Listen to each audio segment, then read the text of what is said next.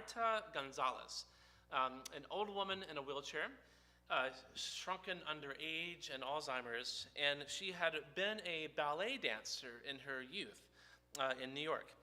And not too long before she died, some memory loss researchers were working with her. And one of them, they put on headphones on her and played the music from Swan Lake, and which she had danced to as a ballet dancer, decades before. And after a few moments of pause, it's like this new person wakes up, or the person who had been hiding under the Alzheimer's wakes up, and in her wheelchair, she starts dancing. I'm not going to try to mimic her. I'd look silly, but it looks beautiful. And the people who released the video framed it side by side with footage from a ballet dancer in the Swan Lake performance, what it actually looks like. And it matches up so beautifully. It was like she was there on stage, 18 years old once again. It's one of the most beautiful and moving videos you'll ever watch. She was truly alive when the music came on, and she could dance.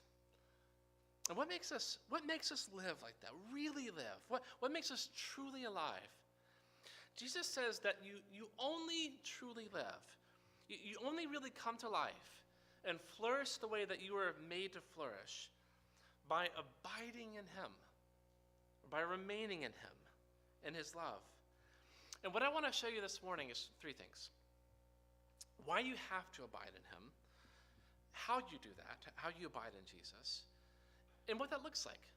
Just in practical, everyday terms, what does it mean to abide in Jesus? So, why you have to, how you do that, and what that looks like.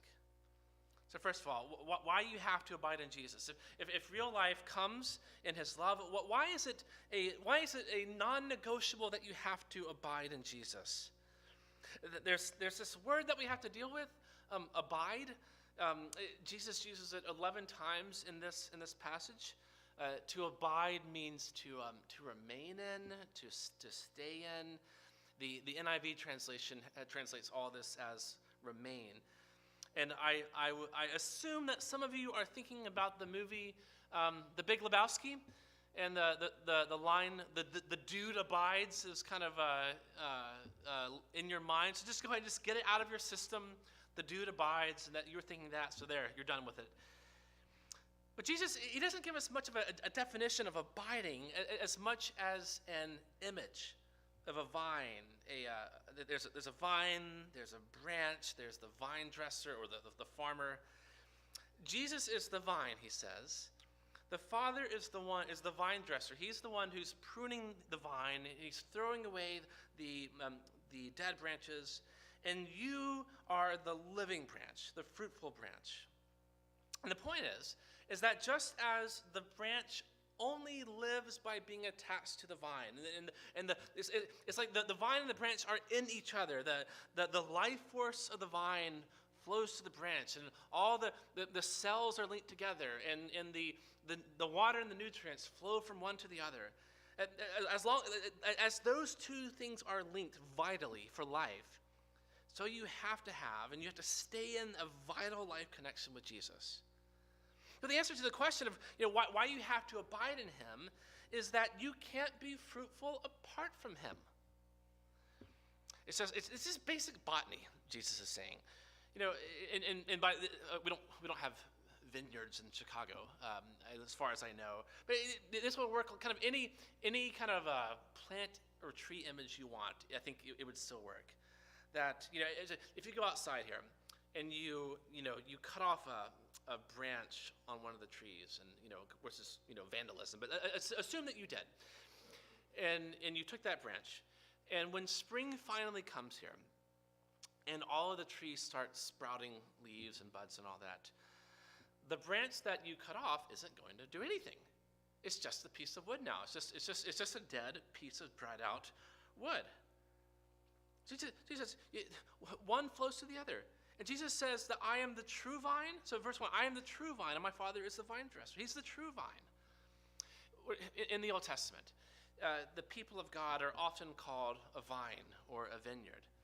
except that they are a vineyard that doesn't bear any good fruit. They're a vineyard that grows wild and it's untended and it's unproductive. It's a metaphor for their rebellion and their failure to be the fruitful people that God had called them to be. So Jesus he is what God's people were always supposed to be, fruitful and faithful. And the only way to be fruitful and spiritually alive is to abide in him just like the branch is in the vine. We can't do it ourselves, he says. We're not the vine. He's the true vine. I think how much of our spiritual struggle is very good in intention, but very disappointing in fruit. And I think a lot of times what's happening is that we try to be fruitful and to grow as a Christian and turn from this sin or a bad habit or we're trying to establish some a new good spiritual habit, but we just end up spinning the wheels and not getting very far. I think a lot of times you can tell what's actually happening by when there's a lot of planning but not a lot of praying. In my own life, I think, it's where I've got this, I've got my ABC kind of checklist to do, but, oh, by the way, God help me, et cetera, et cetera, et cetera. What is prayer? Prayer is faith verbalized. So a very good indicator of what you're depending on is how much prayer is happening. Is it perfunctory or ritualistic or is it vital? And for me, the problem can be that I'm trying to bear fruit apart from the vine, apart from a deeply spiritual life in Jesus, who I need just as vitally as a branch needs the vine. And Jesus says there are two options for what happens to the branches. Verse 2, every branch in me that does not bear fruit, he takes away, and every branch that does bear fruit, he prunes, that it may bear more fruit. So either they're thrown away or they're pruned for more fruitfulness. And the one branch that doesn't bear fruit gets thrown away. And Jesus, it makes the point even more starkly in verse 6. If anyone does not abide in me, he is thrown away like a branch and withers, and the branches are gathered, thrown into the fire, and burned. What is he saying? He's referring to people who at some point they would claim some connection to Jesus, some allegiance to him, but eventually they fall away or they fizzle away. Remember, Jesus has been in the middle of this. He's predicting that Judas is going to betray him and leave him. So he's predicting. He's talking about the people like Judas, or maybe even the people like Peter, who are kind of on the fence at times. And he says in the next chapter, "I've said all these things to you that to keep you from falling away." And the reason that people are tempted to fall away, he says, is that you get this better offer like Judas got, or it's the pressure of following Jesus just gets too dangerous or it's too costly. He says that unfruitful branches who kind of go in that direction, like Judas, they get thrown away, which is an image of judgment. Now, I think in our culture, we are totally fine with the idea of Jesus being a vine, and we're branches and our life is in him. But how can you possibly say that the branches that don't abide in Jesus they don't bear fruit and they get thrown away? I mean, we don't want an angry God who judges, only a God who forgives. Now, that's our culture. Other cultures are different, aren't they? Other cultures have the opposite question. For them, how can you say God forgives guilty and wicked people without making them pay restitution for the evil that they've done? That's like, how is it possibly just for evil people to get off? Other cultures ask those questions. I think you can think of God's judgment as the right kind of anger. So imagine this. Imagine you have a child who completely turns away from everything that you value and that you believe, who starts selling drugs and turning to violence and intimidation and abuse and cheating people out of what's rightfully theirs. Basically a child who goes off. If you love your child, the one thing you can't be is indifferent.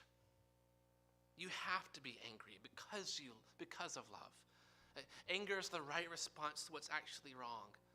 Our anger almost always goes wrong because we define what's wrong based on what we want. As Josh confessed earlier, his anger, there are problems there, as there are problems with all of our anger.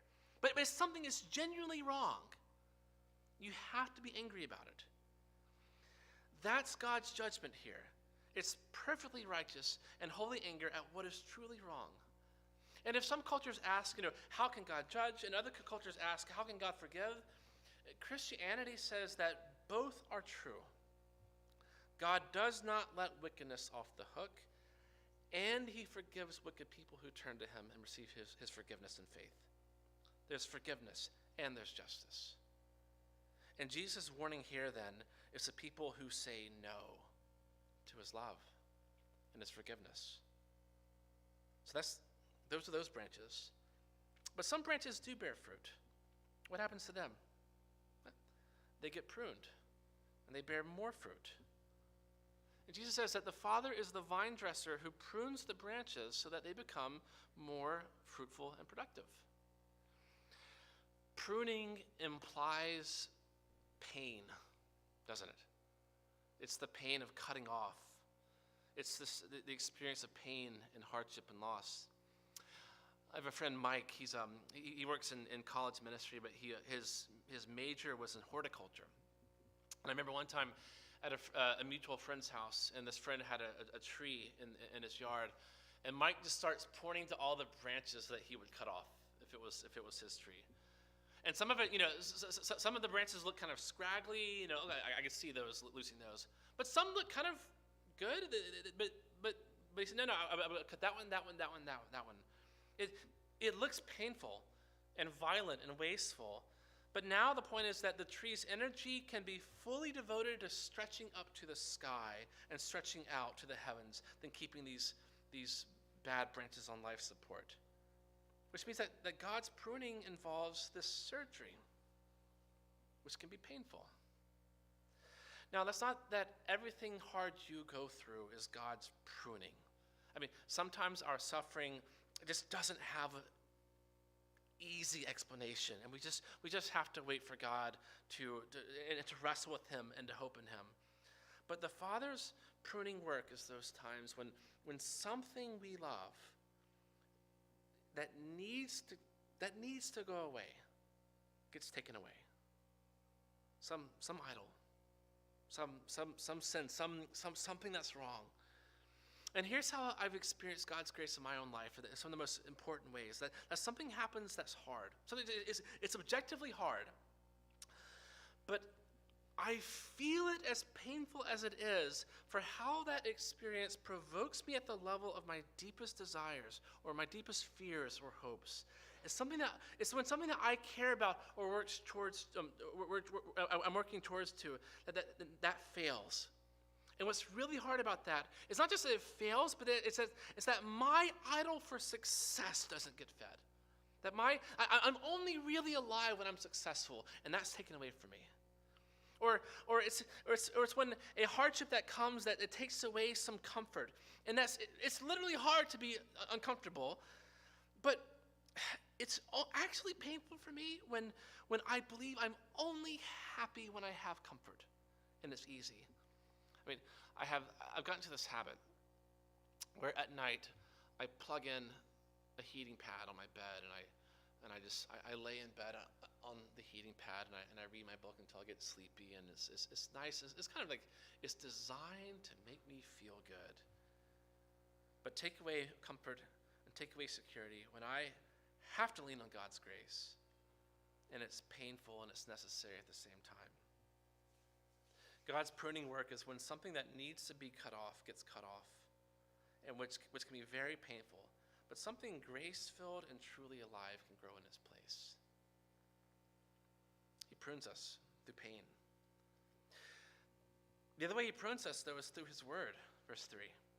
Already you are clean because of the word that I have spoken to you. The word clean is literally pruned. Already, Jesus, your disciples, you have been pruned through the word. Christians throughout history have said that there are kind of three practices that are non-negotiables for spiritual growth. You've got to gather in the body, where you receive the Lord's Supper, where others help you. You have to be in prayer, and you have to be reading and meditating on God's word. You can't bear fruit without abiding in Jesus and being pruned for fruit. And the Father prunes you and shapes you into more fruitfulness through his word. There's no path to spiritual growth that does not go through prayerfully meditating on God's word. That's how God prunes us. We have to abide in Jesus because you can't be fruitful apart from him. Second, how do you abide in him? So if life comes in Jesus alone, and God prunes us when we abide in him, then how do we abide in him? And Jesus' answer is joyful obedience. We remain in Jesus' love, and we prove that we haven't dropped him somewhere along the way by our joyful obedience to him. In verse 9, Jesus leaves behind the metaphor of the vine and the branches, but he applies the principle of abiding in him for the rest of the passage. And to abide in the vine then means to abide or to remain in his love. Verse 9, as the Father has loved me, so have I loved you. Abide in my love. The perfect love of the Father for the Son is now extended in perfect love for his followers. So then that's the case. How do you remain in this perfect love? How do you remain in the sphere and the operating power of his love? It's through obedience, he says. If you keep my commandments, you will abide in my love, just as I have kept my Father's commandments and abide in his love.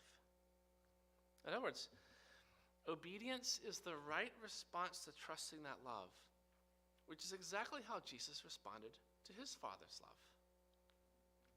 I have a friend who's a fellow pastor, and I met with him this week, and we were talking about what we were preaching, and he asked a question.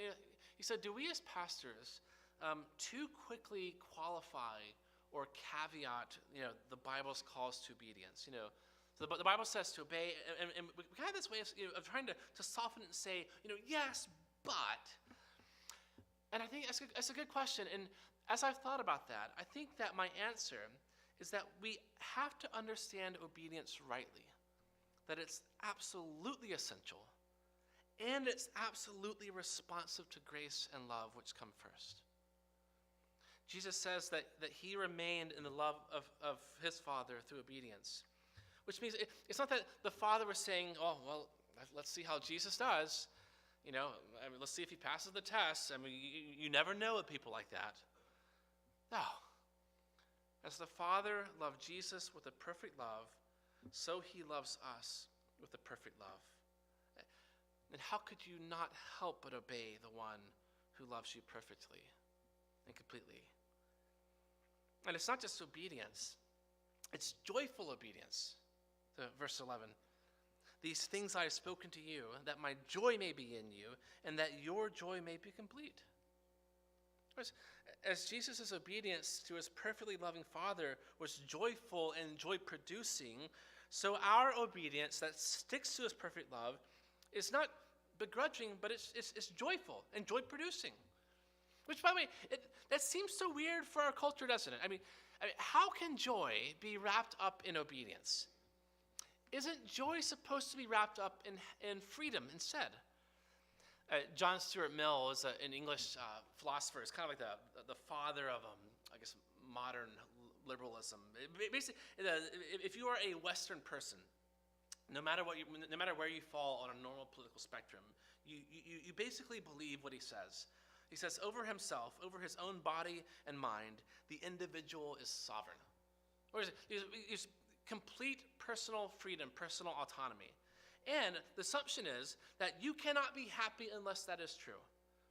We say that you can only be happy if you have complete personal freedom. You're free to choose your own identity. You're free to live according to your own rules. And no community or belief system can force me to be who I am not, or to force me to restrict my freedom in any way. And I can't be happy unless I'm free to be whoever I want to be, to spend my money however I want to spend it, or to buy and consume whatever product I want to buy and consume. To be happy, we must be free. But the problem is that if happiness is only possible with absolute freedom, and if you really want absolute freedom, then that means you'll have to give up every meaningful relationship in your life, won't you? If you want to be free, don't get married. You will lose your freedom if you get married. This past week, I was on the way home. My wife texted me, pick up a library book at the library and get coffee. Well, if I was free, I wouldn't have to do that. But here I am. I'm driving home in rush hour traffic, and I'm adding time to my commute when instead I could be, I don't know, in a bar or playing video games or something. Going on errands. I had to lose my freedom. And if you want to be free, don't have kids. Bedtimes and soccer practice and school schedules, you will lose your freedom that way. When your parents age, if you want freedom, just let someone else deal with your parents. Other family members, other whatever support staff, never visit them, never have anything to do with them. I mean, helping an old person get dressed and run errands to the grocery store or the a hair appointment. It's such a buzzkill. There's no freedom there.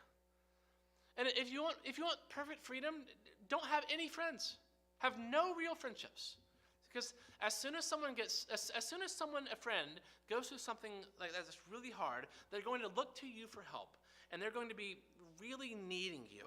And you'll have spending all this time and emotional energy helping someone who can't help you at all, who can do nothing for you.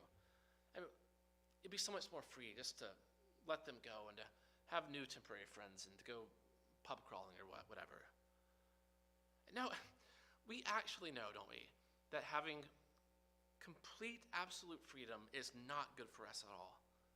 And Jesus says that the most joy then is not in that freedom, but it's actually obedience. But actually, Christianity says that obedience to him is freedom. And the reason it's joyful obedience is because it's the only right response to a love that's perfect and complete. I think for me, for anyone, my obedience is most joyful when my perception of his love is most clear.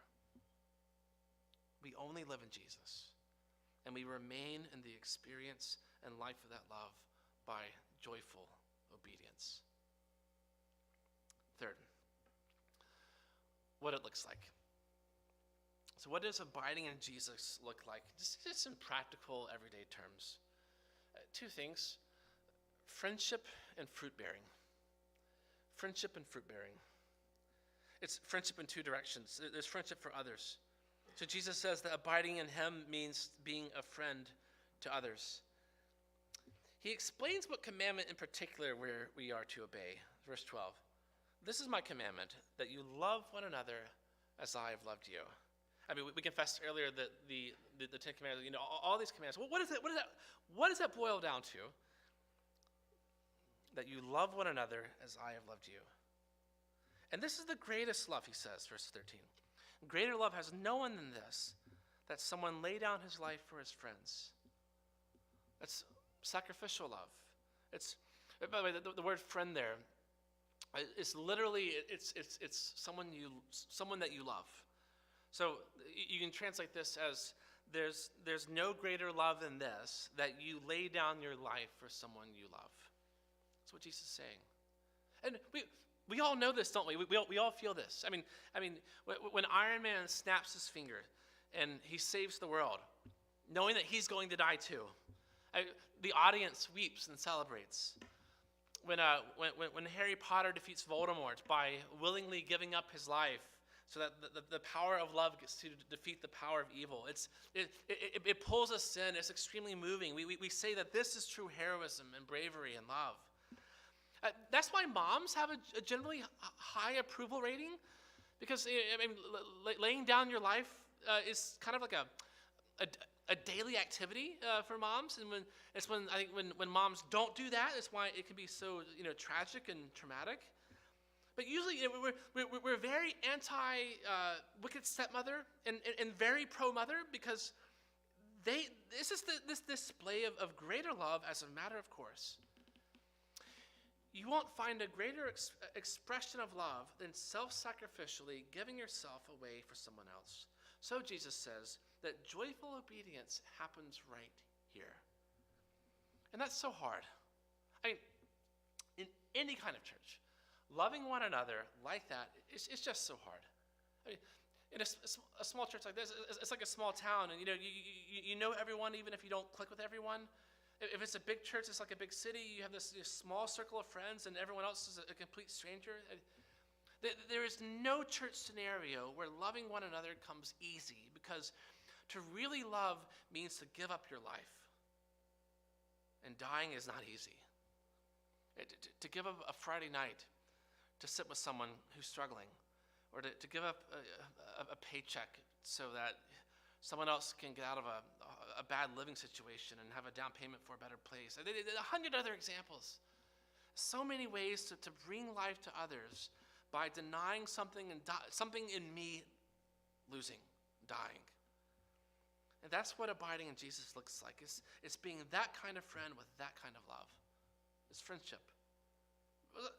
It's also the friendship with Jesus. Verse 14. You are my friends if you do what I command you. No longer do I call you servants, for the servant does not know what his master is doing, but I have called you friends. For all that I have heard from my Father, I've made known to you.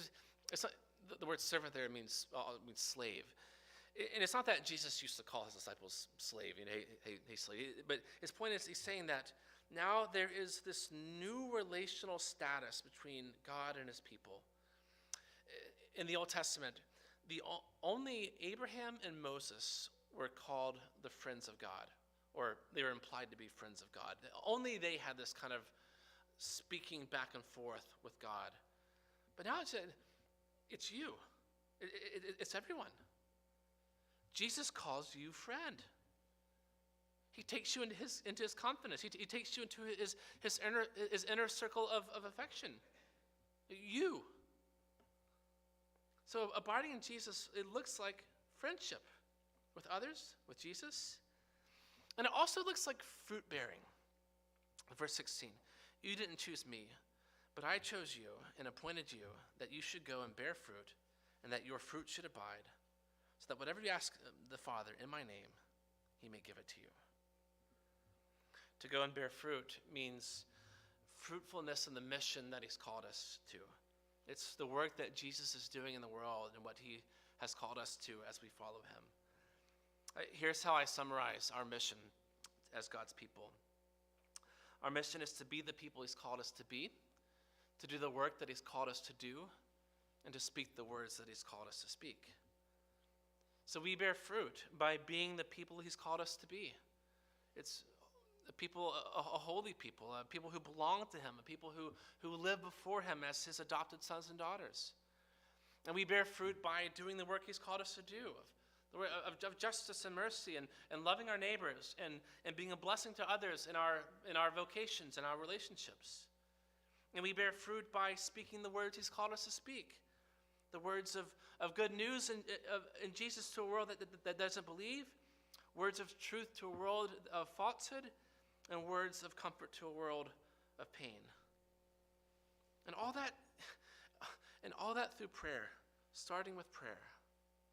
So abiding in Jesus on the ground in the day-to-day looks like the joyful obedience of true friendship with others, true friendship with him, a friendship that he initiated, and bearing fruit for him in all the ways he's called us to, that starts with prayer in his name. So how can you truly live? How can you really come alive and be like a vine or a tree that's growing and green and flourishing and fruitful? You only live in the love of Jesus. There's no other way to it. You only live in the love of Jesus. You can only be fruitful in Jesus. You abide in him by joyful obedience. And what that looks like is loving one another self-sacrificially and bearing fruit in the mission for his kingdom and for his glory. You only live in the love of Jesus. But sometimes we don't, do we? Imagine a child like this, and I'm not thinking of any kid in particular, so no one needs to go, looking around and seeing who I'm actually talking about. This is a hypothetical kind of person. Imagine this kind of child that at meal times he hides some of the dinner away in his pockets and carries food around in his pockets instead of eating it all because he's not sure if mom's going to feed him the next time he's hungry or not.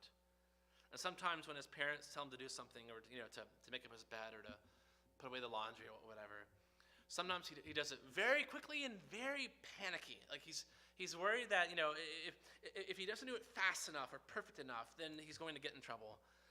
And other times he doesn't obey at all. He just sits there sullenly and crosses his arms and just completely refuses to move a muscle. What's his problem? Why is he hoarding food? Why is he oscillating between this obsessive obedience and stubborn disobedience? Because he doesn't really believe that his parents love him. He doesn't trust their love in providing for his needs, like dinner. And he thinks that he either has to earn their love by this perfect obsessive obedience, or he despairs that earning their love is ever possible. Just why bother? Why obey at all? And I think that sometimes the reason we don't bear fruit in our lives, the reason why obedience comes either reluctantly at best or anxiously or angrily is because we don't really believe that we're loved. And we'll sing songs about God's love, and we'll confess our faith here at church about God's love, but we live like he's a tyrant whose affection for us is always uncertain and fragile. And I refuse to change what needs to be changed in my life because I think that he just wants to control me and to use me instead of love me. And I decided I'll follow my own way because I think that his way is just so arbitrary and life-sucking. It's impossibly hard to actually live by. If you're going to abide in the love of Jesus and truly live, you've got to believe that you're actually loved by Jesus. And how do you know that he loves you? The greatest love. He talks about the greater love that lays down your life for your friends. His love is the greatest love because he laid down the greatest life, his own life, for his friends. And he calls you his friends. And his greatest love for you means that you will never be able to find any more conclusive proof that you are his friend. And if you're his friend, and he's welcomed you into his inner circle of affection and intimacy, then obeying him becomes a joy and not a panicky chore. And bearing fruit for his mission becomes your mission that you own. And then, that's when you are truly alive. You only truly live in the greatest love of Jesus. Let's pray.